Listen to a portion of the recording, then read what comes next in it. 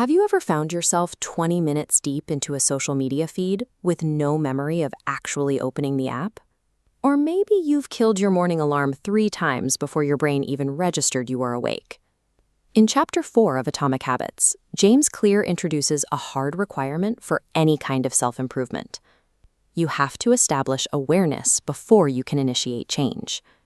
You can try all the productivity hacks in the world, but if your brain is operating on autopilot, actively hiding the controls from your conscious mind, you cannot steer the ship. To see how deeply these controls are buried, Clear tells the story of a paramedic at a family gathering. She took one look at her father-in-law and immediately became concerned. She told him he needed to go to the hospital right then. He laughed it off, insisting he felt perfectly fine. She didn't back down. A few hours later, that same man was on an operating table undergoing life-saving heart surgery.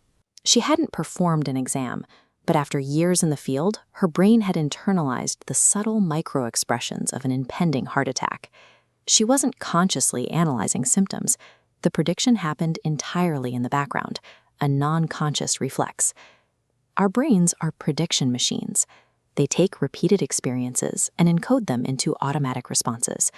It's a biological advantage that keeps us alive, but it's also the mechanism that makes our bad habits so difficult to spot. This is automaticity. Once you repeat an action enough times, your conscious mind hands the task over to the non-conscious mind to save processing energy. Look at the 4-step habit loop: cue, craving, response, and reward. As a behavior becomes automatic, the first step, the cue, fades from your conscious view. You feel a brief spike of stress at your desk, and before you've even processed the feeling, your hand is already reaching for your phone. When the trigger is invisible, the response is inevitable. You cannot intervene in a behavior that your brain is actively hiding from you. To break this cycle, you need a manual override.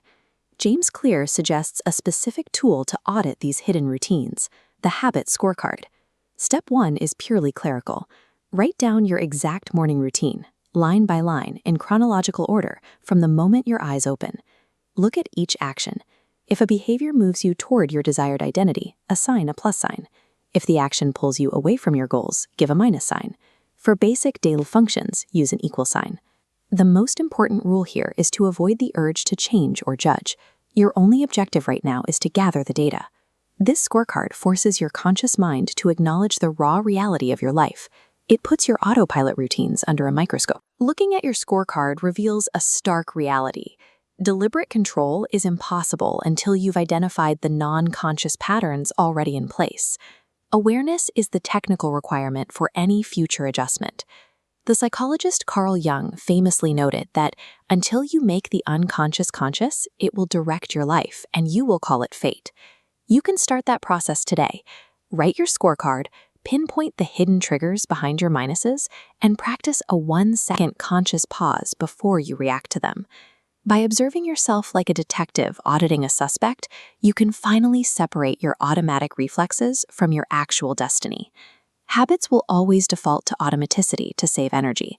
Awareness provides the necessary entry point for intervention, and the Habit Scorecard is your diagnostic tool. Take a look at your own morning. What is one negative autopilot habit you just realized you do without thinking? Let us know in the comments below. If this breakdown helped you see your own patterns more clearly, like the video and subscribe for more deep dives into behavioral science. Now that you've audited your current habits and established self-awareness, it's time to build. Next time, we'll cover Chapter 5 and the best way to start a new habit. See you there.